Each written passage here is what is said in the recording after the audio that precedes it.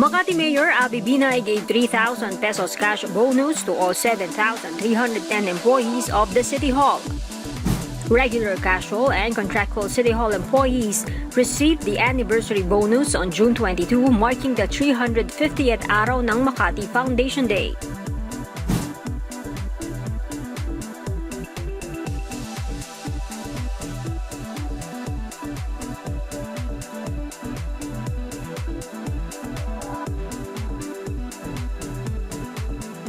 Due to COVID-19, the scheduled Foundation Day celebration has been canceled.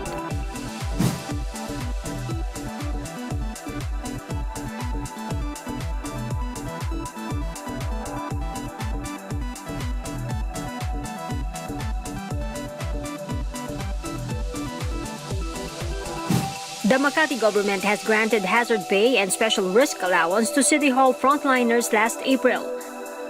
The city allocated 124 million pesos for those who reported for duty during the enhanced community quarantine.